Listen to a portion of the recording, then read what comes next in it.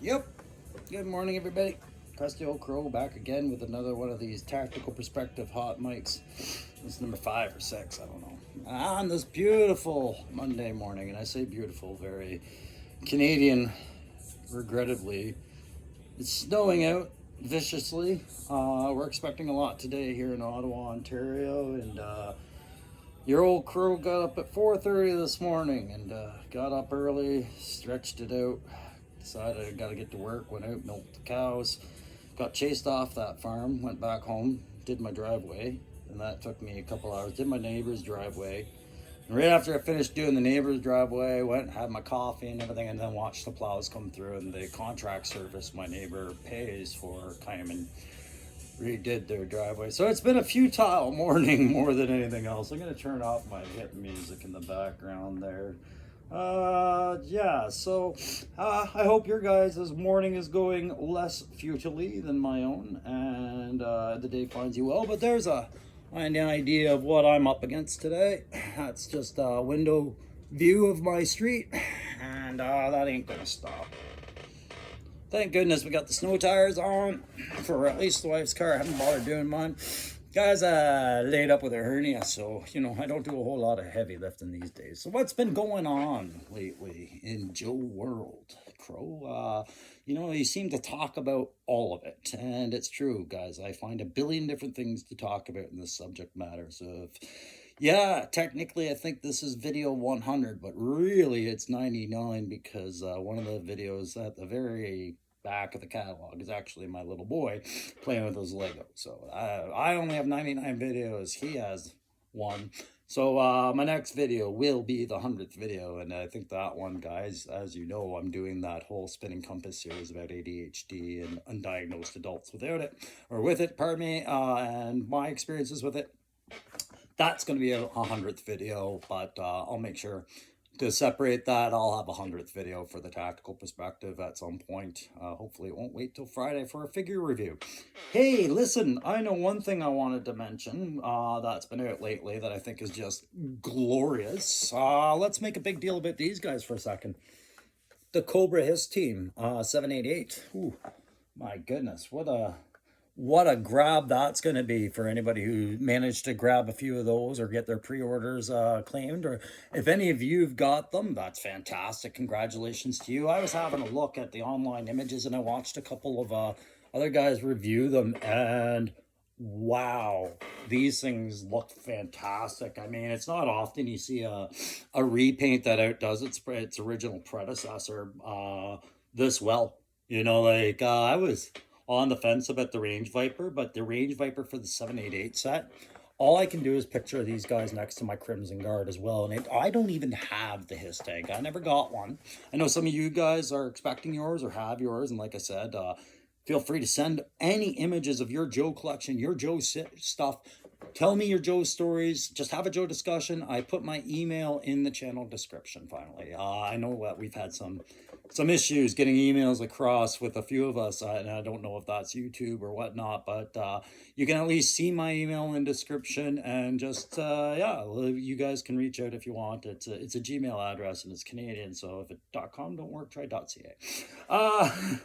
Anyways, yeah, the Cobra Strike team, I think, or not the Strike team, pardon me, the 788 Cobra Hiss team is phenomenal, and it doesn't even matter to me that I don't have a Hiss tank. I will buy this the instant I see this on the shelf just for those troopers. I would love to grab two. Oh my God. They are phenomenal. So, that's enough about the classified series, Hiss team. Because I haven't even seen them on the shelves out here in Ontario yet. So if you guys have seen them, if you got them, like I said, fire off those pictures. Let me know what you think of them, and what are your favorite features about them. Do you have the Hiss tank yet? Ooh, I really want to know, We're up to about 140 some odd of you guys now. So somebody out there must know something, must have something that they want to share with the group in an image. Like I said, if you send me them, then I will do them the same way I do my slideshows. Make a big deal about what you send for photos there. Hey, listen, one thing I did on the last thing, and what are we going to talk about today? I got to get this out there so that you can turn this video off if you don't want to talk about it. We're going to talk about remember I said Joes and Woes are, they're basically fighting on multi fronts. We're going to talk about another front they're fighting on. I last time I talked about the video games. I have a little plug about another one for you. That isn't Joe, but should be. And I'll talk about this whole, yeah, elephant in the room. I'm going to touch on that woke culture and that social pendulum and where Hasbro kind of lays in this era as far as what their company might be obligated to do or feel pressure to do in this era, and what we as consumers may or may not want. It'll be an opinion ask, really, as I review more of the Joe line in this video. But first, I'm going to tell you about those secondary call signs that some of my Joes on my shelf have to live through based off of my experience in the military and things that just run through my head as I peruse my Joe collection and think about these awesome sculpts and what they bring out about my childhood. And occasionally you'll pick up one, especially these dudes in green that look so perfectly military.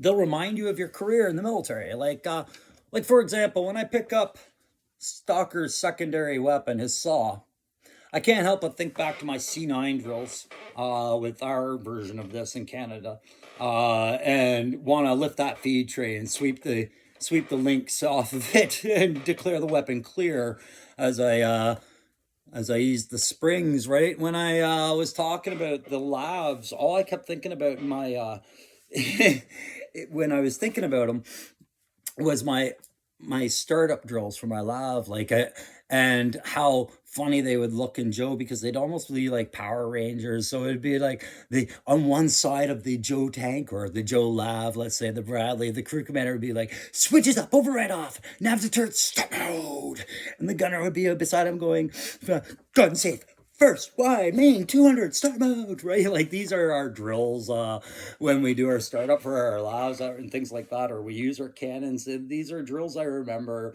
and that's why I keep my little manuals around, right? Because stuff like that, and it's just, it goes through your head, and I think about how that would look animated, and I think Power Rangers the whole way, because I thought about it when I was learning that stuff, right? With the crow's perspective, like I said, I'm a bit of a clown, but I mean, I can be effective.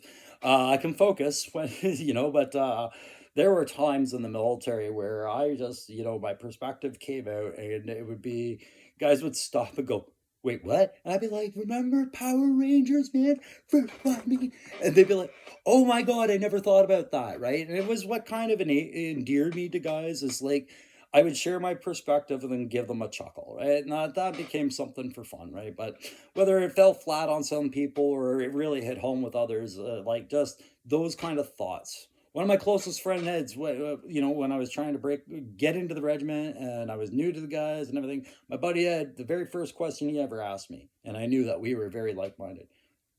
What's up? You like Futurama? And Ed's like 6'4", probably 240 pounds, big, massive dude. And I'm like, of course I do. And I did, but I mean, there was no other answer. But we became very close friends over this kind of perspective and joking humor and pop culture love. And Ed, you saw him. He's open to Joe's too. So speaking of these secondary call signs, last one I told you.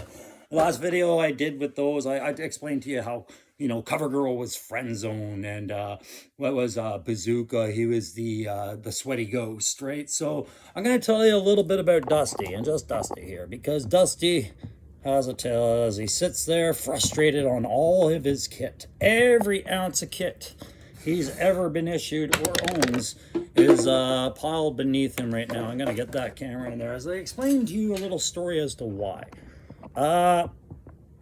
And we will clear the background characters. Take note of all those background characters because they're very relevant to the woke culture part. There we go. So it all starts with a guy I knew back at the regiment. I'm not going to say his name. We'll just say his name is Dusty. And when Dusty first joined the Joes, he was eager, but he felt a little out of place. But he moved into the shacks, the quarters, the barracks, where all the soldiers that don't have families with them at that time, they go to live in those buildings. It's like a college dorm. and eager to make friends. You know, he's very receptive to everything he's learning in this culture. He comes from a small town and has never been around this many people from this many places before. And as he gets his dream room set up, because it's the first time he's left mom and dad, he discovers something. He discovers there's a whole bunch of cable packages out there that have everything from sports wrestling events and UFC fights and even pornography.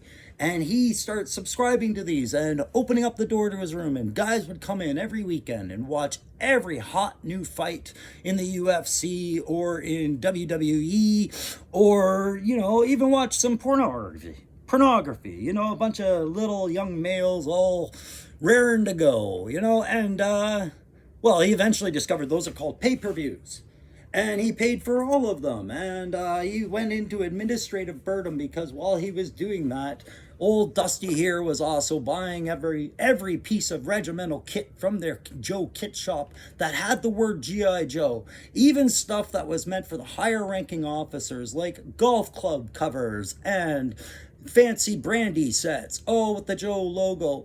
One even said "for the general" on there. He bought it. So his first year, he had to get some clerical counseling and garnished wages and whatnot. And slowly the parties in his room stopped, as he was no longer hosting every pay-per-view event. This was just the beginning for him. He would then follow up this great incident by learning how to drive the polar Arctic snow bear, polar attack bear, under a course where all the Joes were learning their winter mobility, PCFs, primary combat functions. They had to learn how to drive the polar attack bear snowmobile. There was staff there to teach them. Everybody was doing their utmost safety responsibility. And it came to the part where everybody got the qualification to at least start it and give her a ride around the parking lot, unsupervised for a moment, while the DS staff planned out the day and checked the trails. And isn't Dusty raring to go? And he finally is so happy. He's seen how these guys do it. And when asked, he says, "Yeah, I grew up in a nice little town in Ontario. I've seen winter before. I've driven a Skidoo. For sure I have." And everybody just kind of accepted that, and they believed it. And he's thinking to himself, how hard can this be? They've taught me how to turn it on, and I see where the throttle is, and I know how to steer. I've ridden a sled before. And before you know it, the DS is called to about 500 meters down the trail, and there is Dusty lying on the ground with a broken shoulder and a written off Department of National Defense Skidoo. How does this happen? Well, the investigation goes a little bit like this. The DS staff come up to Dusty and they say to him, "Hey man, just for the reporting here, buds, you were doing 30 kilometers an hour. That is correct, right?" They were clearly trying to spare this guy some harsher punishment by trying to dictate to him that he wasn't going as fast as he clearly was. But Dusty's a small town boy, and he's not picking up on the subtext. And this is the only part I am going to do perfectly in impersonating this guy that has inspired me to tell you this story. He turns to him and he says, "Oh no, Sergeant, I had to be doing at least 80. Oh, I could barely see." And so the paperwork quotes him on that, and he gets this about a year of light duties while he heals, and is utterly useless to everybody because basically he can't participate in any of the activities the regiment is doing for a lot of the time because he is physically unable, and he needs to rehabilitate his shoulder and all the damage he's done to himself. And there's charges laid about the DS got in trouble, I think, and yeah, sure enough, Dusty ends up getting in trouble too. But we all learn from our mistakes, right, guys? And that should be the end of it for old Dusty. But you know what? The year after he healed, he finally got to go out on exercise with us in Wainwright, Alberta, where my son was born. Not at all related.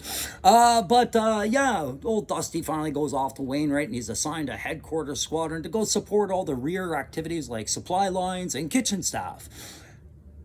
For a month, we are deployed. We've known about this for 3 months, and old Dusty says, "Yep, I'm all ready to go." And he goes and he's got all his fighting and dying kit. 1 pair of socks, 1 pair of underwear, and 1 t-shirt. For a 1-month exercise. And laundry would only be gathered maybe once a week at best. So he had to borrow underwear, socks, and t-shirts from the rest of the Joes that were assigned to the rear lines. It's a very awkward question to say, hey man, you got a spare set of gaunch to another soldier. Very awkward question, but yep, old Dusty had to ask it a lot. It got him in a lot of trouble. So finally, having gotten the nickname Crash Test Dusty, Dusty here, we find him now defeated by being a Joe, defeated even by Tiger Force, but having learned his lessons and becoming a better soldier every day. They found out the Joe are deploying to 2 different locations. They are deploying to Africa and they are deploying to Wisconsin. Dusty has no idea where he's going right now. He just has every piece of kit ready to go. I know this because the soldier in question, on the day that our units were going to Wainwright and Suffield, they were dividing up for 2 different exercises. I found that soldier just like this with every iota of kit sitting in the lobby, completely defeated. And I said to him, yo man, you're deploying, you're all good to go, buddy? And he looked up at me very defeated and said, I am. And I said, so where are you going? Are you going to Suffield or Wainwright? And he said, I don't know. And that was it. And I walked away snickering to myself and said, well, at least he's got his kit. Yep, sure, roadblock. He can represent me, why not? That's the story of Crash Test Dummy. All right, so moving on to the next things, more Joe related than that. You see this lineup I got. I'm going to talk to you a little bit about this. Oh, that woke culture nonsense a little bit. And just tell you a little bit about why, guys. It's not because I believe in woke culture or cancel culture, and it's not because I don't see where they are coming from on some stuff. I believe with every generation there's going to be that social pendulum effect, and everybody's going to get really pent up about something, and then we calm down, we find that middle ground, and we move forward. And this woke culture, cancel culture stuff, regardless of how one might feel about it, I think we're coming back down to that rationale, or at least as best a rationale as we can expect in this era with as many social and political issues as we have. I'm talking about inclusion and gender identities and gender equity and all that other stuff. It's a consideration that businesses have to take into consideration when they're building a line of human representation toys like this. If you look at G.I. Joe, it's one of the toys that is based the most in the most American white culture we have, that's currently cycling with that original roster and that original selection, and Hasbro is challenging it and doing the best that they can at any given opportunity that they can. But the problem is that they're going off an existing core from a very dated production line, right? So what I did is I went down and I crunched the numbers. As you guys know, I did a real kind of, I wouldn't say a deep dive, but I did a deep enough dive into the 82 to 94 figure line. And I talked about where the characters changed, where they had potential. We see a lot of variance of a lot of characters throughout that. But if you pay particular attention, we'll segue right into what we don't see is a lot of ethnic minorities, for lack of better description of that, and not to offend anybody, or please just take it with the intent that it's given here. I am talking about anything that isn't white, right? So the Latino community, the Asian community, the African American community, all of that, the First Nations for sure, all of them. There is representation in the G.I. Joe line, but we have to question some of that representation and then look at the numbers and say, is that reflective, right? Yes, there is a very noticeable ratio of Caucasian Joes to all others, in the Joe line from 82 to 94, and it's very noticeable. I'll show it to you. But is it reflective of a military trade? And that's where debate comes in and goes, well, maybe that is the sad reality. I know in Canada it is actually pretty reflective of what our military is like. We are predominantly white military. However, that's changing, and we're trying to make it more diverse by being as appealing and as functional as we can to every new Canadian that comes and wants to serve their country, regardless of what color their skin are or their beliefs. I don't care. Really, I don't. And so when I look at the Joes, I'm like, yeah, it's kind of a sad reflection almost. And what I've got represented out of my core, and I'd say I have maybe 60-70% of the available Joe collection, maybe less than that, I don't know. I pretty much got them all here represented. So let's go back to just really, I'll skim through this. I'll set this up so we can do this faster, guys. But I'm going to show you the what's there from the lines that we can consider either female, of a different culture than different race than Caucasian, and things like that. And I'm just going to clear out these Joes because they're all going to get knocked over in my traditional crow fashion at some point anyways. So why not just spare me a bit of dignity and allow me to put them away. Okay, so 1983, if we look at that line, and I'll grab my notes for this, 83, it's correction, 82, pardon me, they only came out with 11 figures, all right? And so what we had was, we had the, oh geez, here we go. We had the Cobras, Officer and Trooper, both Caucasian.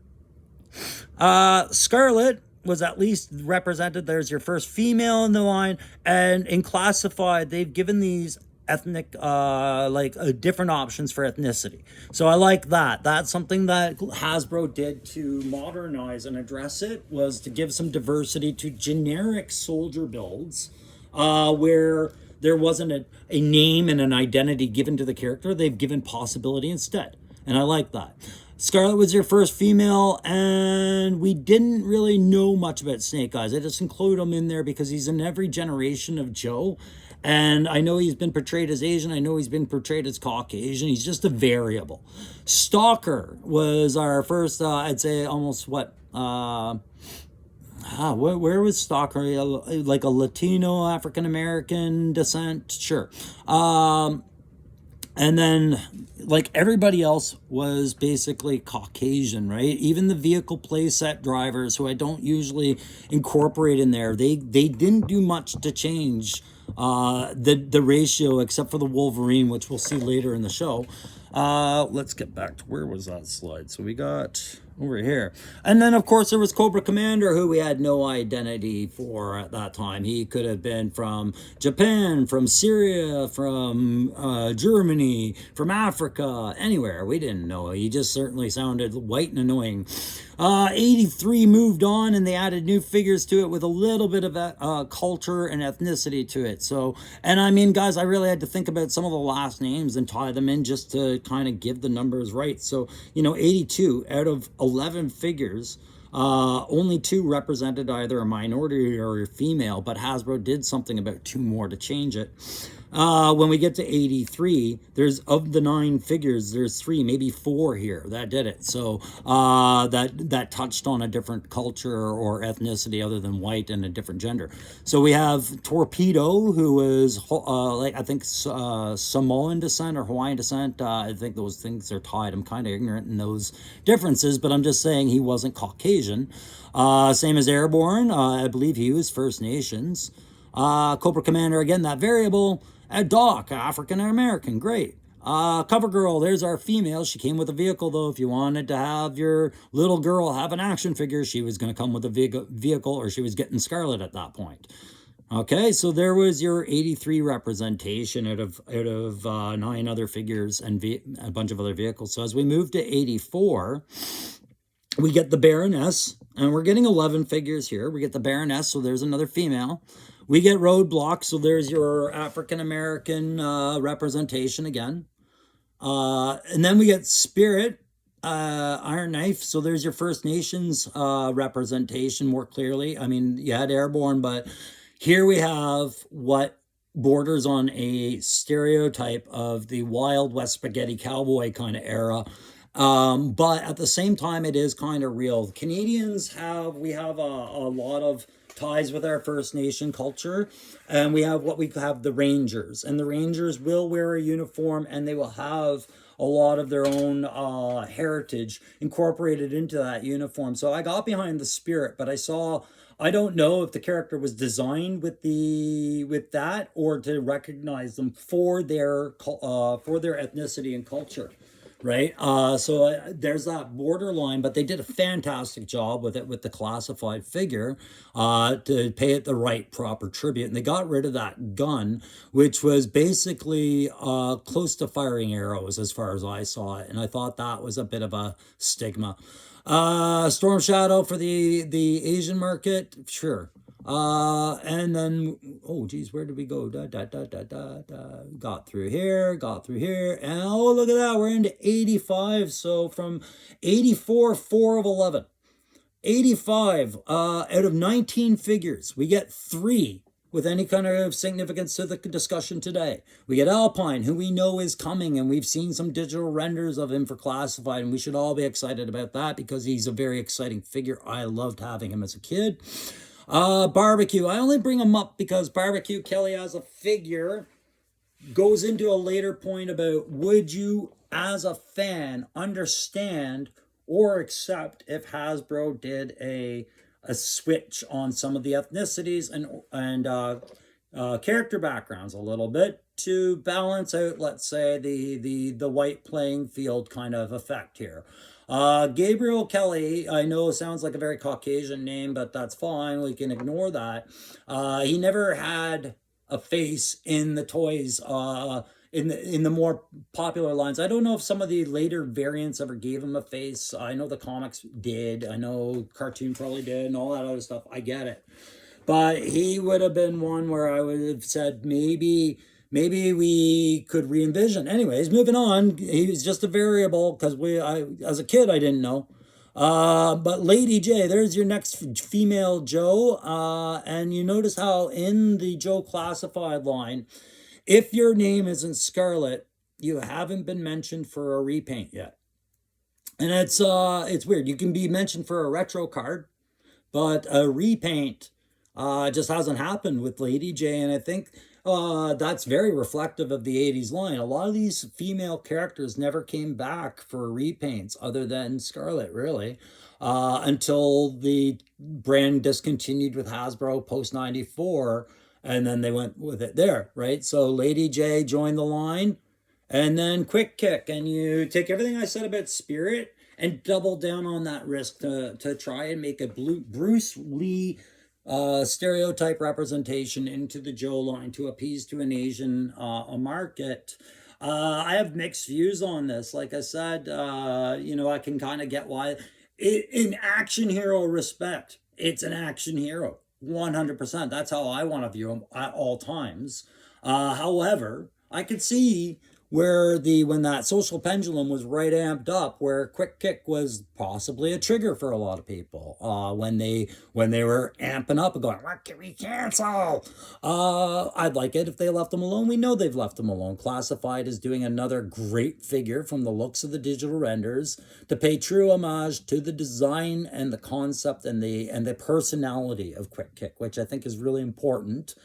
Yeah, it's just one of those things that I kind of was like worried about it, but it seems like Hasbro made the decision to say, yeah, if we tackle it right and we stand by it correctly and we approach this from a different angle, we can still do these figures. And the other angle is to reinvent sometimes. Like I said, talking about Barbecue, like reinvent them.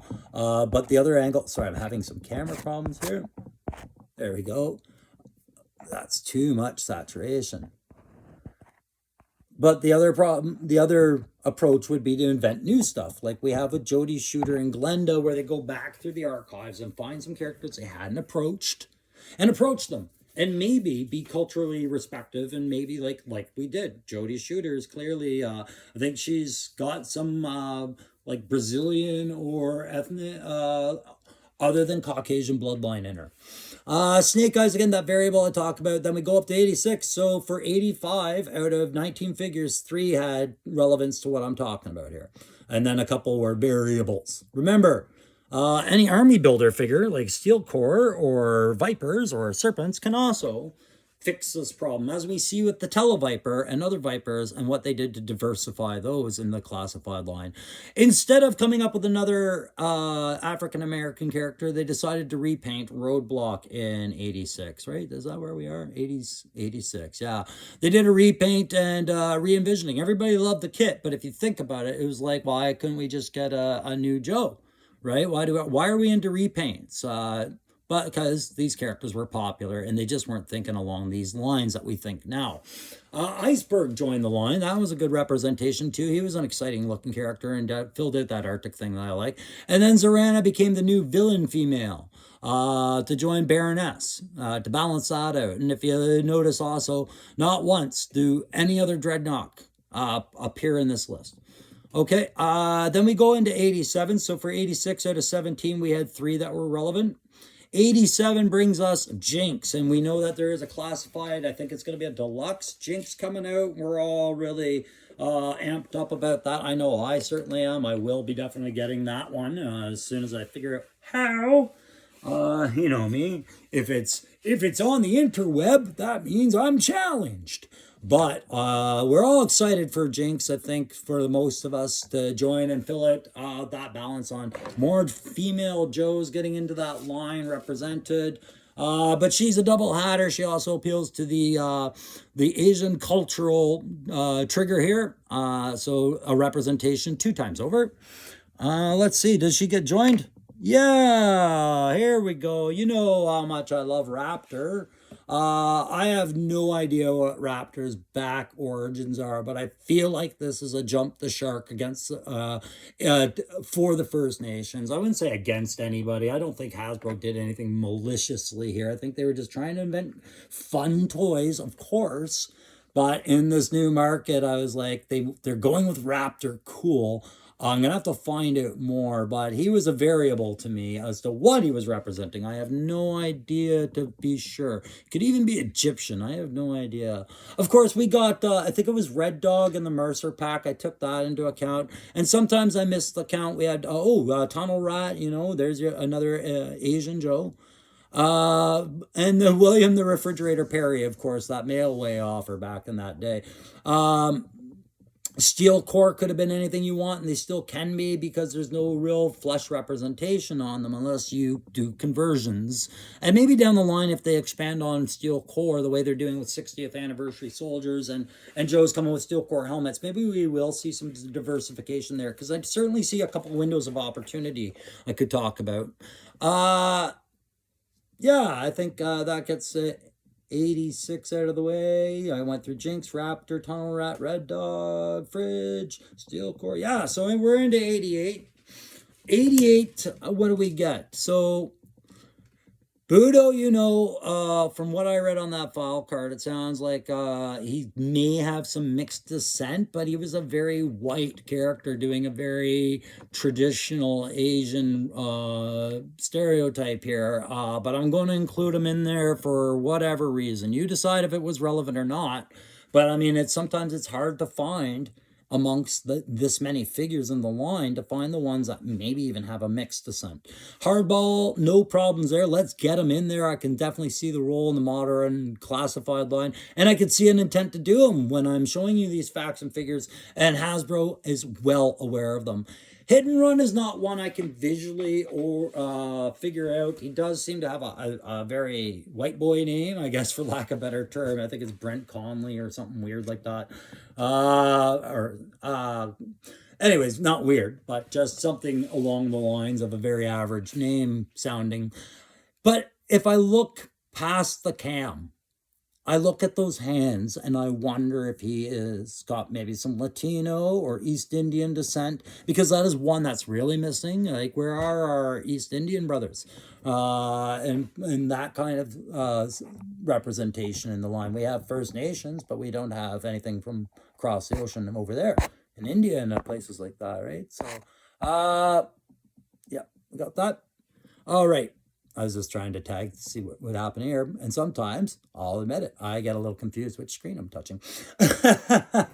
There we go. Shockwave. The last name Feria makes me wonder if he's got some Brazilian or Spanish Latino in him. I included him in the list because, you know what? We need the numbers. Storm Shadow goes with it, saying another repaint of another Asian character, and then a repaint of Tunnel Rat would count. Oh, good, another version of Roadblock, and we get Heavy Duty, his cousin. They have to be related, right? Heavy Duty shows up, and they're related. Stalker gets a repaint in, where are we now? 89. So in 88, they had 33 figures and 5 representation by the way. And in 89, out of 36 figures, we get 4, I think. Stalker. The questionable, isn't he Snake Eyes? Repaint of Shockwave. And the possibility of Python Patrol and how they've done them today goes more with that diversified army builder. But the repaint of Spirit being in there. So then we move into 99 or 1990. We had 30 figures, 3 representations loosely. I had to reach to see if Bullhorn could possibly be one because of the last name. He had a very similar name. I think it was Furieria.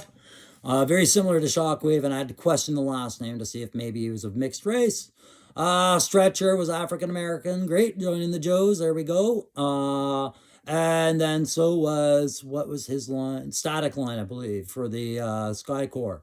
That's how deep I have to go. I didn't count in these other novelty ones, but I should have, so they didn't count into my numbers, but there are also a lot of repaints and reuse, right? So Tunnel Rat makes another appearance for the Talking Joes, or the Sound Effect Joes, and then we go into 91. So 1993 represented in 91.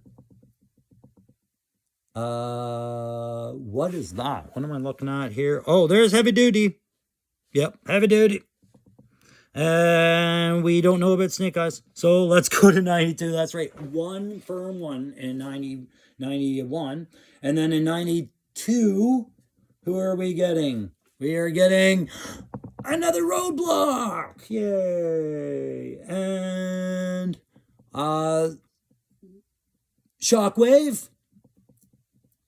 And then I'm giving some ninjas the benefit of the doubt if their identity wasn't revealed. So the rest of them had very French and European last names, and they were clearly Caucasians outside of Storm Shadow and Snake Eyes. So you had Slice and Dice sometimes.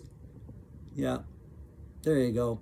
And then Stalker got to be one of those sound commandos, but it's repaint, right? Like we're doing the same guys over and over again to represent them on there rather than give them more representation. So I think this is what Hasbro is trying to tackle. And again, it's, do you want to have a character re-envisioned, or do you want them to open up the diversification some other way? So if we go to 93, we got one new one. We got Colonel Courage. I would be interested to see what Hasbro puts forth for this particular character in a classified line. I do think there's a place for him, absolutely. But again, being of my generation of kid that grew up with Joe, this was after my time. I didn't know about him. We had Iceberg. And we had Roadblock again. In case you needed another raid paint, you got it. And then we finally got another female in Ninja Force for Scarlet, another repaint. Not Lady J, not CoverGirl, not anybody else, Scarlet.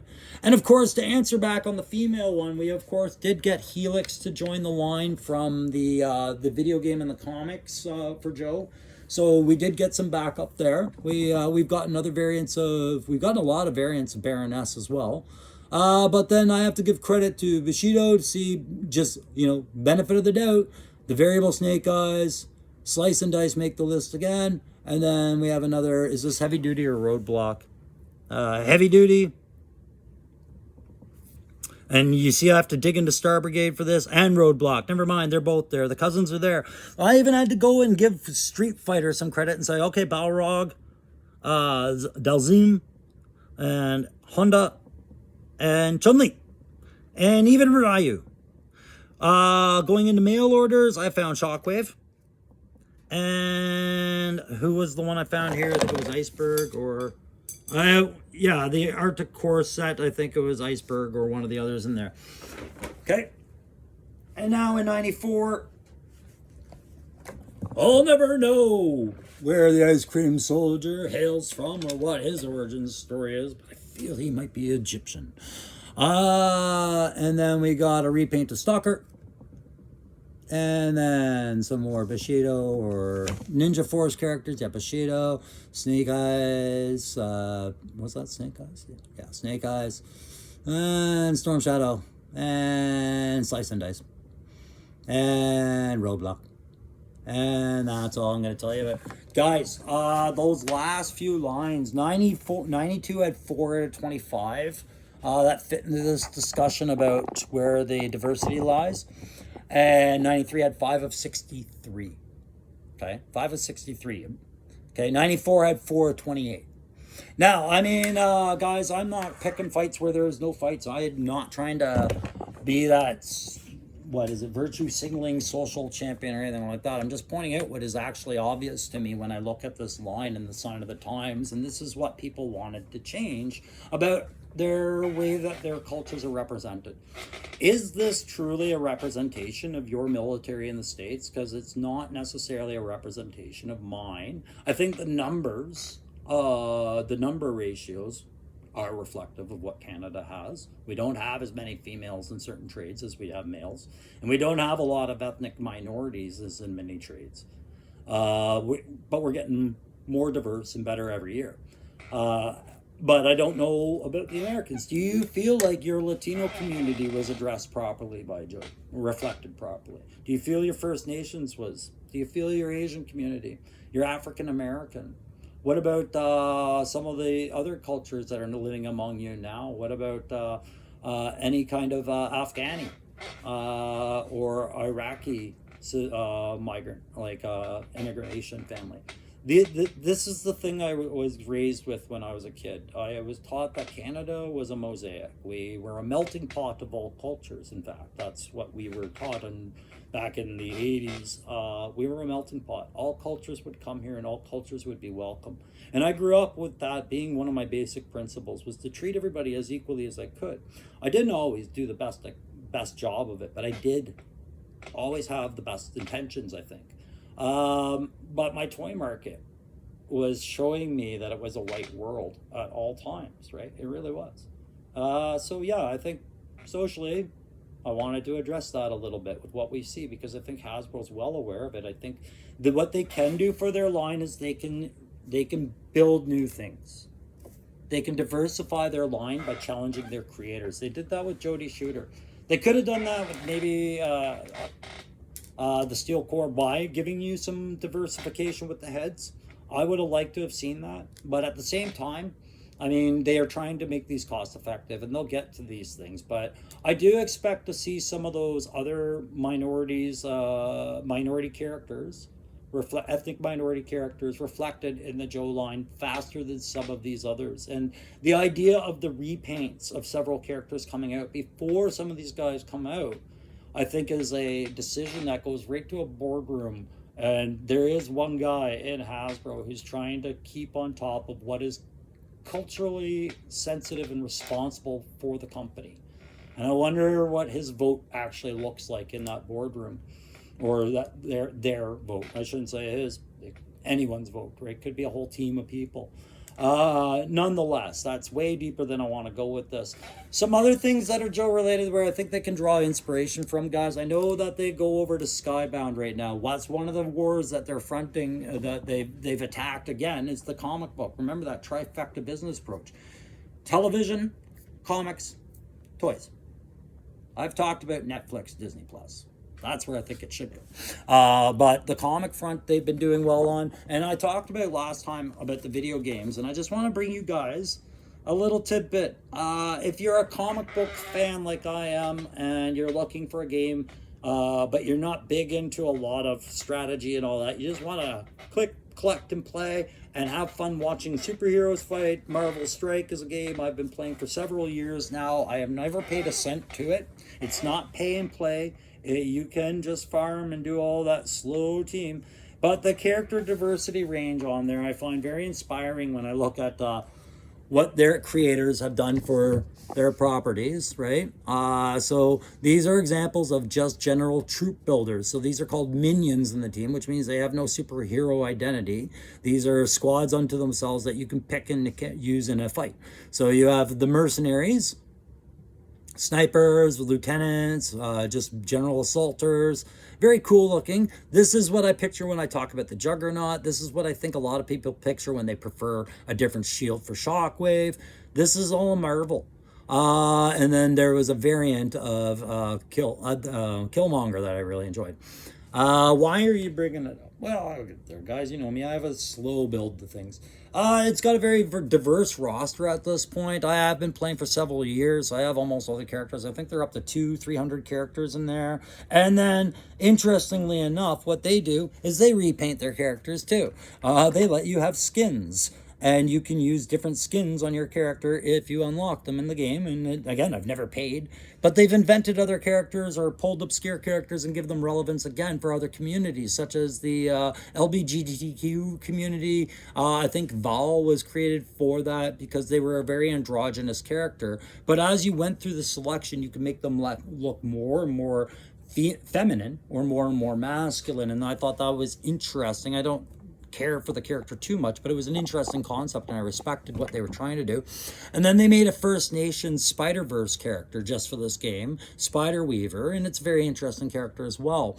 And this is what I'm saying, even Marvel Comics, when they step away from their comics and they're playing games, they're aware of what needs to be represented a little bit more. And we've seen it overdone in Marvel. We have seen it overdone with Disney. It is the topic of South Park's Into the Panderverse that I love so much. But there's an underlying point to it all, and I think it's one that we could hear. Shield Team 6, I call it, but yeah, Shield representations. Good game, lots of figure inspirations. I kind of wish Marvel Legends would kind of go and do a strike line on their minion characters. And I wanted to bring up the Agasagi clan, because these guys have the hand in Marvel, clearly, and they do a really good job. And it got me thinking, what about making a new ninja clan? And, making them their own identities, like coming up with some new characters to fight the Agashagi or whatever, however you say it, outside of Cobra, and you could have different head sculpts and different character identities. Hasbro could task people to build these characters. The mercenaries, I use them as another. That could be like an October Guard, just strictly Hasbro creator